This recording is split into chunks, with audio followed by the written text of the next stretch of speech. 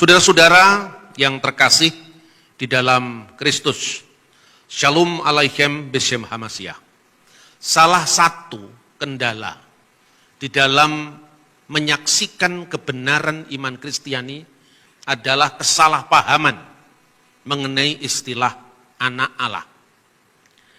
Jadi ada orang yang menuduh, bahkan banyak orang yang terus mengembangkan kesalahpahaman itu, bahwa seolah-olah istilah anak Allah itu berarti Tuhan beranak dan diperanakkan secara fisik.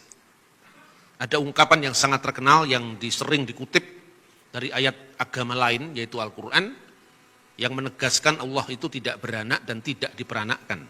Lam yalid wa lam yulad. Dan untuk itu kita orang Kristen setuju. Memang Allah tidak beranak dan tidak diperanakkan secara fisik, secara biologis. Seolah-olah istilah anak itu tidak bisa dipakai kalau tidak ada istri. Nah, pandangan seperti ini tentu pandangan yang sangat primitif, karena ini menghadapi sebuah politisme atau penyembahan banyak ilah-ilah atau dewa-dewa yang ada di sekeliling Mekah yang dikritik oleh Nabi umat Islam, yaitu Muhammad SAW. Dalam banyak hal ternyata apa yang dikritik oleh saudara-saudara kita Muslim itu sesungguhnya juga kita tidak imani. Sesungguhnya kita tidak mengimani apa yang dituduhkan kepada kita. Dan itulah pentingnya mengembangkan dialog lintas agama. Secara khusus adalah dialog teologis.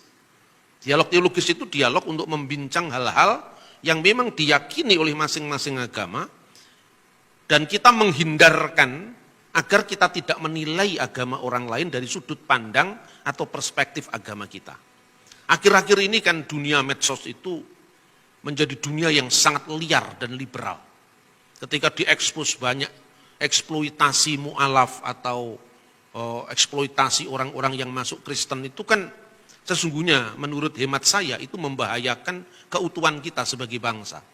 Orang itu boleh bersaksi, tapi bersaksi yang tidak harus melukai orang lain. Bersaksi dalam semangat merayakan perbedaan. Karena keutuhan bangsa kita ini juga tanggung jawab dari kita semua. Saudara-saudara yang terkasih. Karena itu ketika orang mengembangkan pandangan agama dia untuk menilai orang lain, itu sumber salah paham. Seperti saya istilahkan istilah putra Allah tadi. Padahal konteksnya apa? Yesus disebut anak Allah. Itu karena Yesus adalah firman Allah.